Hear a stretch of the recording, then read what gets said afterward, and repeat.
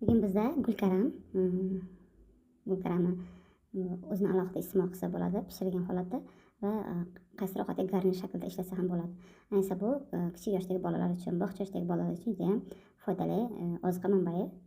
Albatta, odamning hamma tipiga, kichikdan kattasigacha gulkaramni layfhak shaklda shu mikrovolnovkada 5 daqiqa qo'yib, salafanni hamma yog'ini bekitgan holatda, ya'ni ustlari shilib, tag o'zak qismini olib tashlab pishirib oldim.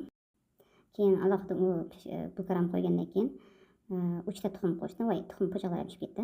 Shoshgan bitta qo'limda telefon bilan video qo'yapman. Sal noqulay. 3 ta tuxum qo'yib oldim. Xohlasangiz 4 ta tuxum, uyda bitta tuxum qolganligi ham hech qisi yo'q. Bu narsa garnir tayyorlash, ya'ni suv qo'shsangiz bo'ladi.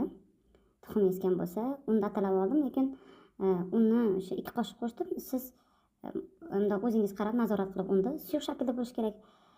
Atala shaklda to'g'rirog'i. Hamma atala degan ovqat tushunsa kerak. Shunday bo'lgandan keyin mana gulkaram pishdi 5 daqiqada. Agar shu gulkarangiz qattiqroq 5 daqiqada o'xshamagan bo'lsa, hech qisi yo'q, yana 2 daqiqa qo'ysangiz yumshab, to'liq qaynaganda pishgan shaklda bo'lishi kerak. Mana ko'rdingiz, tanlagan shu garnirimga botirib oldim. Botirib, ozgina yog' qo'ydim. Ko'p yog' qilib jazilatib qaynatish kerak emas, sababi yog'ini bitta qo'ymay shim oladi o'ziga.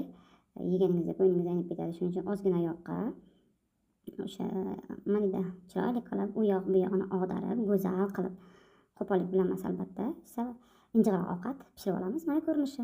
Gulkaramni o'zini ham yesa bo'ladi, yoniga ris qaynatgan holatda, ya'ni guruch qaynatib ham qo'ysangiz bo'ladi. Kartoshka pyure bo'lsa ham hech narsa qilmaydi. Jigar asardi. Umuman xohlagan ovqatingizga tushadi.